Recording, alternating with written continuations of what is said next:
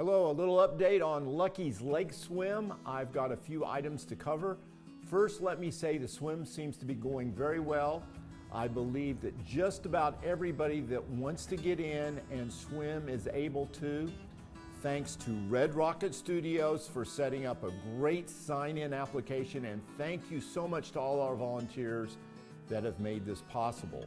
The staggered starts, the social distancing, the wearing of the mask, plus the cleaning and management of all those swim buoys have kept it safe for everybody and open. But again, it could not have been done without all our volunteers doing a ton of work. Thank you so much to all of you, and especially to Jay Madigan, who is the head volunteer wrangler, and also with his cattle prod, he is the key to keeping everybody motivated.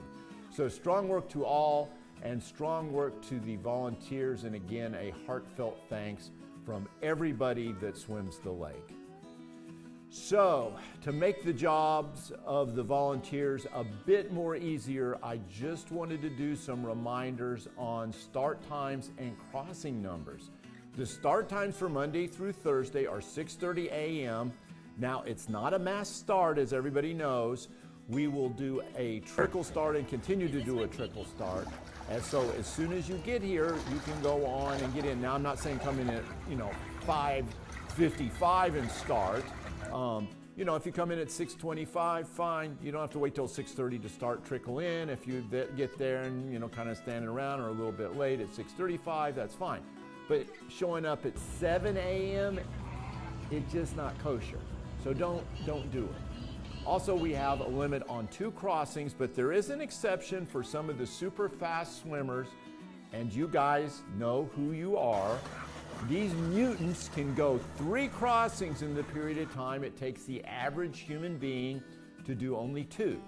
So for these X-men and women, it is fine to do 3 crossings, but we would still like everybody to be out of the water by 7:30. Now, if you're not going to beat you up if it's 7:31 and you're coming up to that last buoy, but try on the weekday swims to shoot for being out of the water by 7:30. We don't want to make our volunteers into policemen, so please make their jobs easy. I periodically have individuals ask me when I think the COVID-19 restrictions are going to be ending at Lucky's Lake Swim.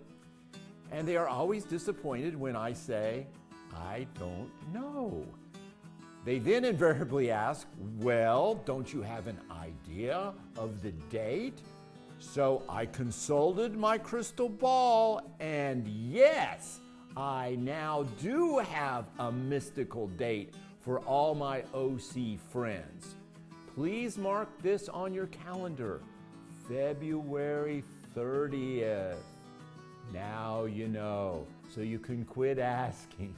Tell all your friends, and please feel free to post on your own personal social media that date. And you heard it here first from me. It all ends February 30th. COVID-19 84 ends February 30th on that day exactly. And if you don't believe me, call the CDC and they will confirm. So we did have a little incident last Saturday where we had a first-time swimmer that did not know how to swim attempt to do the lake swim. The key word here is attempt, not a scenario with any good foreseeable ending. It did require me taking the St. Jackie out and pulling him from the water, and now all is good.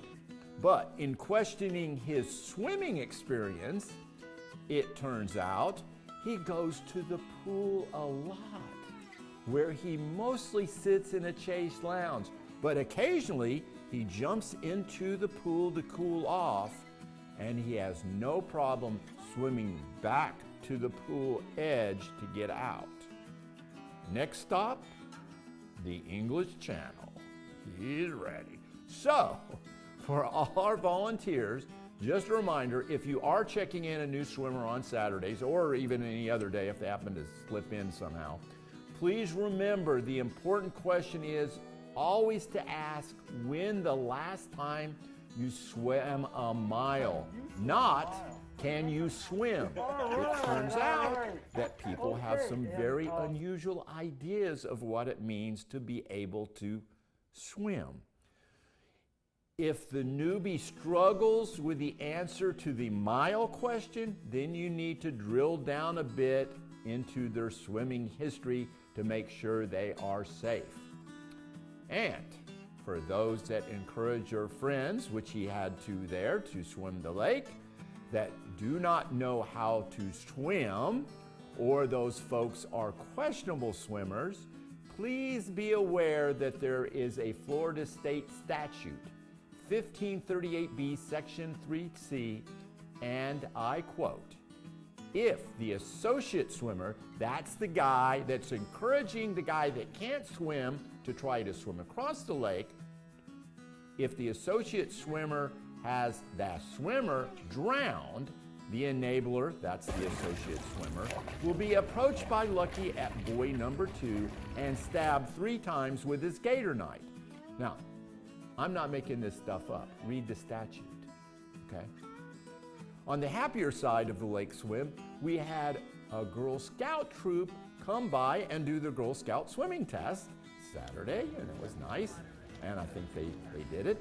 Now, none were quite ready for Lucky's lake swim, but that's not what they were being tested for. And I was happy to let them do the testing because I have very fond memories of my days of being a Girl Scout. Even though I was unceremoniously kicked out of the troop, I actually think they called our troop a coven. My expulsion was just a simple misunderstanding, though. It turns out all those boxes of cookies that they give you were to sell, not to eat during a Saturday morning cartoon binge. Thank you, Banana Splits, for nearly ruining my life. 2020 hindsight is always perfect, and had I known this, I would have never signed up for the Girl Scouts in the first place, although I still have my cauldron.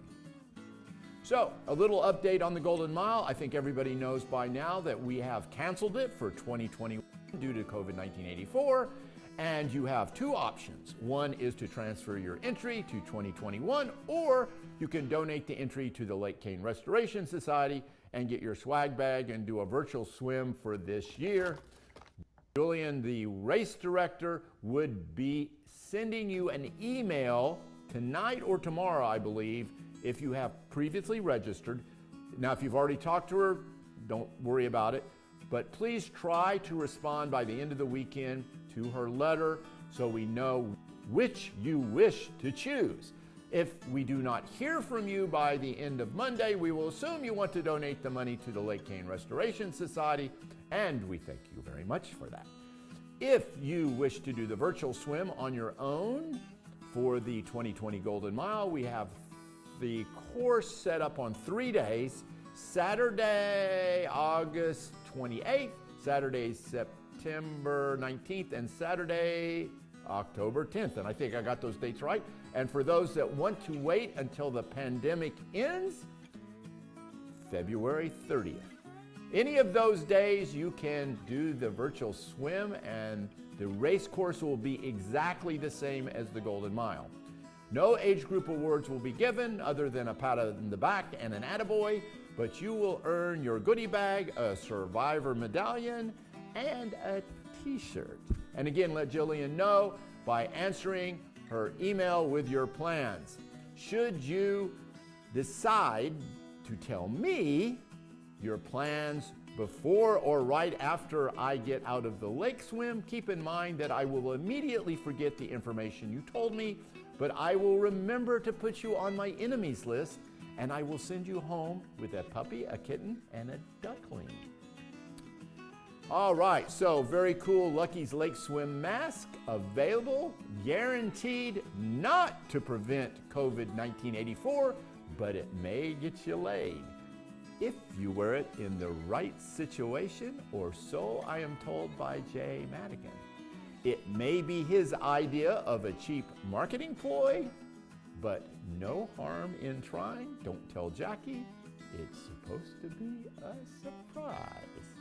The masks are only a $20 donation to the Lake Cane Restoration Society. Get yours now before they are all gone.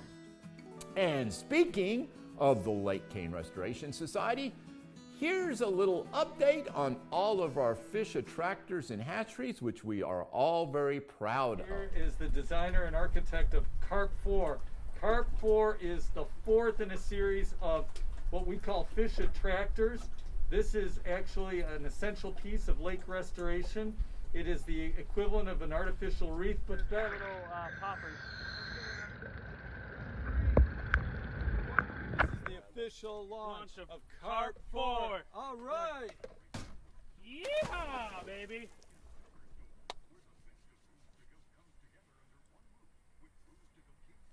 So we wanted to give everybody a look at our artificial reef fish hatcheries. This is Carp 1.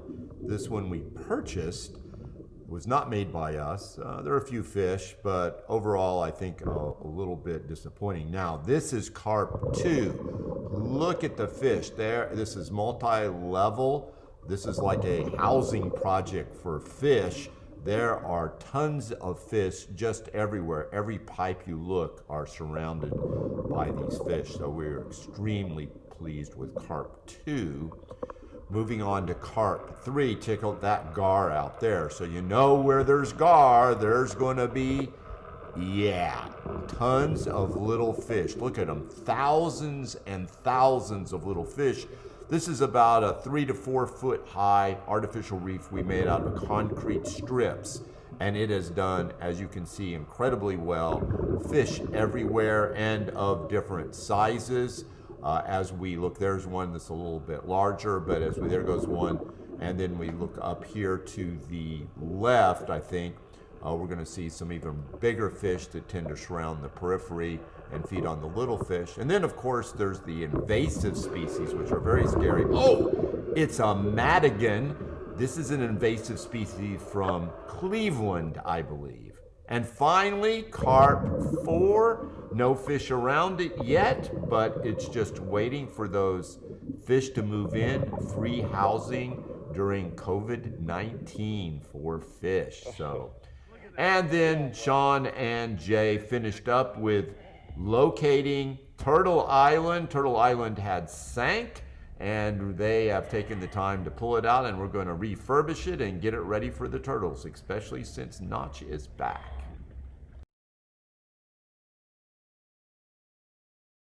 See you guys in the water.